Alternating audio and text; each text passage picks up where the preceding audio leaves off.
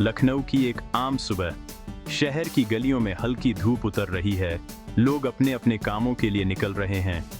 हर घर में एक नई शुरुआत की हलचल है और इन्हीं में से एक है गोमती नगर का एक छोटा सा घर, जहां एक साधारण परिवार अपनी रोजमर्रा की जिंदगी जी रहा है। इस घर के मुखिया अर्जुन रोज की तरह बालकनी में बैठकर चाय की चुस्कियां ले रहे हैं। उनके हाथ में अखबार है, लेकिन उनकी आंखें कहीं दूर देख रही हैं।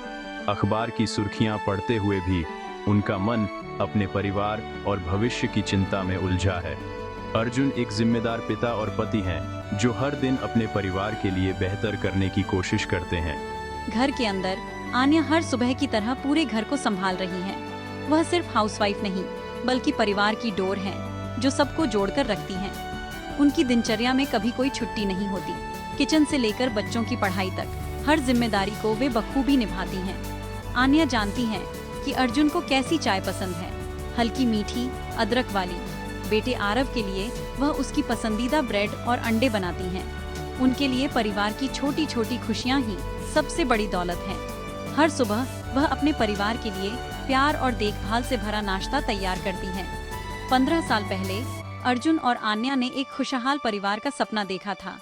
उन्होंने सोचा था कि उनका घर हमेशा हंसी खुशी से भरा रहेगा।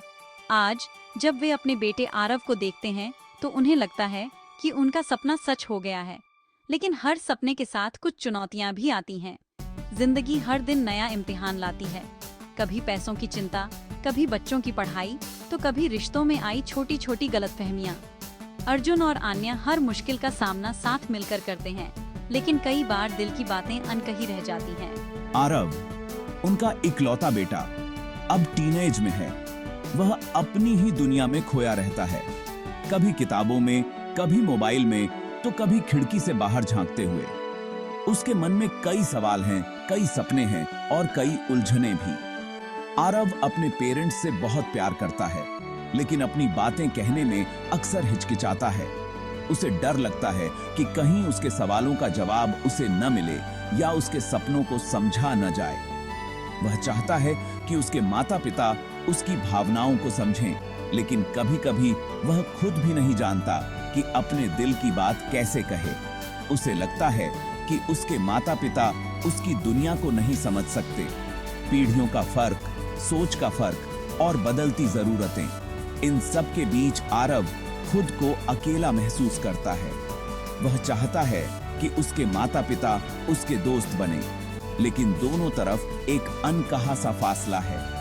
बाहर से देखने पर यह परिवार परफेक्ट लगता है। जिम्मेदार पिता, केयरिंग माँ और होनहार बेटा, सब एक साथ बैठते हैं, हंसते हैं और एक दूसरे का साथ देते हैं।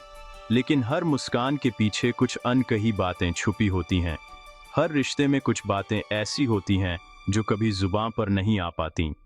कभी कभी घर में खामोशी छा जाती है और हर कोई अपने अपने ख्यालों में खो जाता है। यह खामोशी भी एक तरह की बातचीत है, जिसमें भावनाएं शब्दों के बिना बहती हैं। उनकी डेली रूटीन बाहर से शांत और सामान्य दिखती है, लेकिन अंदर ही अंदर हर सदस्य अपने अपने संघर्ष और भावनाओं से जूझ रहा है। माँ की आंखों में चिंता है, पिता के चेहरे पर जिम्मेदारी का बोझ और बेटे की आंखों में सवालों की झलक। यह कहानी है एक साधारण परिवार की, जिसमें समझ, भरोसा और बदलते वक्त के साथ रिश्तों को नए सिरे से डिफाइन करने की कोशिश की जाती है। ये कहानी है उन अनकहे जज्बातों की, जो हर भारतीय परिवार में कहीं न कहीं छुपे होते हैं, जहां प्यार, तकरार और उम्मीदें साथ साथ चलती हैं। डिनर पर माहौल गंभीर था। अर्जुन ने आरव से पढ़ाई के बारे में पूछा। बात जल्द ही जिंदगी के दूसरे पहलुओं पर आ गई। हमारे वक्त में सब कुछ कितना सिंपल था।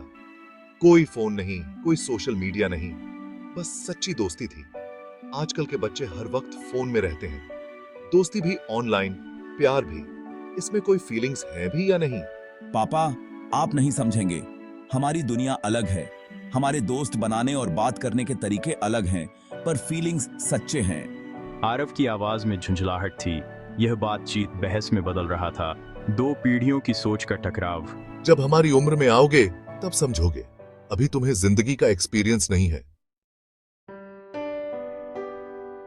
आन्या ने सब चुपचाप देखा। वह जानती थीं अर्जुन गलत नहीं है, पर आरव भी अपनी जगह सही है। वह दोनों के बीच ब्रिज बनना चाहती थीं। तुम्हारे पापा तुम्हारी चिंता करते हैं बेटा। उनका तरीका पुराना है पर नीयत साफ है। भरोसा एक धागे की तरह होता है आरव। अगर टूट जाए तो जोड़ना मुश्किल होता है। अगर तुम्हारे दिल में कोई बात है तो मुझसे कह सकते हो। मैं तुम्हें जज नहीं करूंगी। आरव की आंखों में आंसू आ गए। माँ के शब्द मरहम बन गए। उस रात माँ बेटे के बीच भरोसे का नया धागा जुड़ गया। रिया आरव की क्लासमेट और सबसे अच्छी दोस्त उसकी दुनिया थी। वह अपनी हर बात रिया से शेयर करता था, जो अपने परिवार के दिल्ली शिफ्ट होने की खबर देती है। ये खबर आरव के लिए शॉक जैसी थी। उसने रिया से आखिरी बार मिलने का फैसला किया। तुम चली जाओगी तो मेरा क्या होगा? हम दोस्त हैं आरव, हमेशा रहेंगे। दूरी से क्या होता है? आरव ने अपने दिल की बात कह दी। वह रिया को सिर्फ दोस्त नहीं मानता। रिया की आंखों में भी आंसू थे। मैं भी ऐसा ही फील करती हूँ, पर अब शायद बहुत देर हो चुकी है। वह तकलीफ में है, उसे आपकी जरूरत है, आपके गुस्से की नहीं। आरव घर लौटा, चुपचाप अपने कमरे में चला गया। अर्जुन ने उसकी हालत देखी तो चिंता हुई। अर्जुन को रियलाइज हुआ कि उन्होंने बेटे के साथ सख्ती कर दी। उन्हें अपना पास्ट याद आया, पहली मोहब्बत, डर, पछतावा।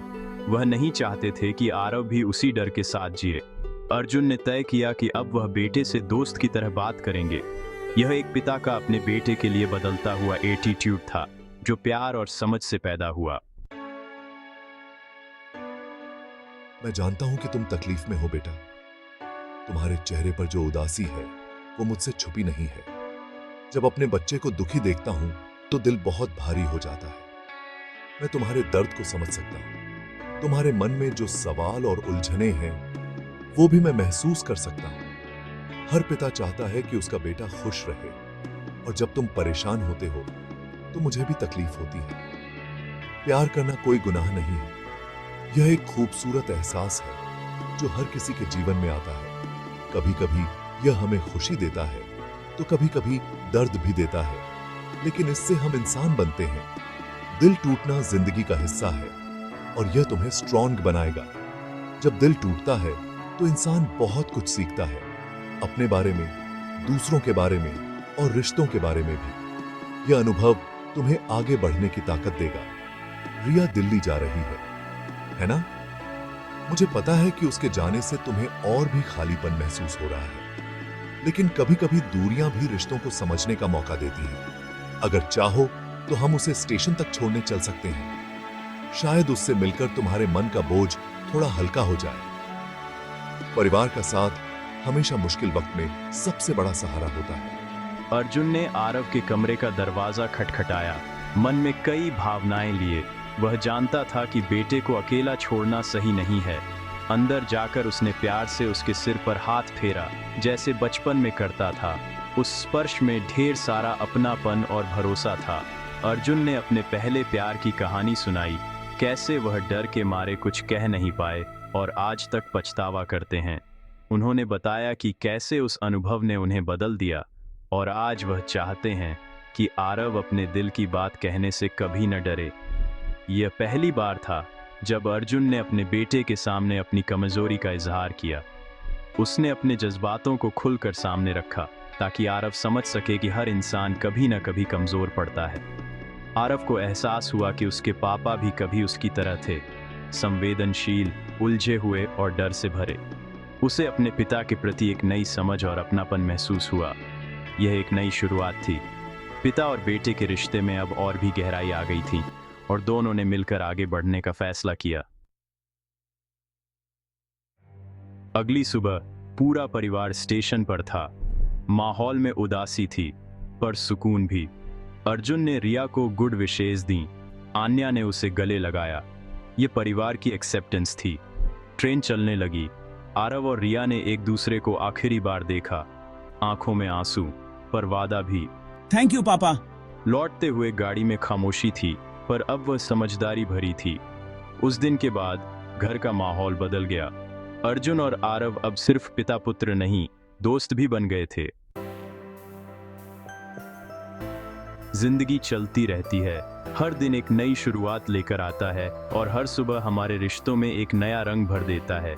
परिवार के साथ बिताए गए छोटे छोटे पल, चाहे वो चाय की चुस्की हो या साथ बैठकर हंसी मजाक, यही असल में हमारी जिंदगी को खूबसूरत बनाते हैं। आरव अब पढ़ाई पर ध्यान दे रहा है। उसने अपने सपनों को पाने के लिए मेहनत शुरू कर दी है। उसकी माँ की आंखों में उसके लिए गर्व और उम्मीद दोनों झलकती हैं। हर माँ बाप अपने बच्चों को आगे बढ़ते देखना चाहते हैं और आरव की मेहनत उनके लिए सबसे बड़ी खुशी है। रिया के जाने का गम है, पर वह उबरना सीख रहा है।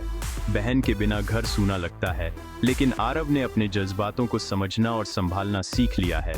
कभी कभी अकेलापन भी हमें मजबूत बनाता है और अपनों की यादें हमें आगे बढ़ने की हिम्मत देती हैं। उसने सीखा रिश्ते कैसे बनते, बदलते और संभाले जाते हैं। परिवार में हर सदस्य की अपनी एक कहानी होती है और हर अनुभव से हम कुछ नया सीखते हैं। रिश्तों में उतार चढ़ाव आते हैं, लेकिन समझदारी और प्यार से हर मुश्किल आसान हो जाती है।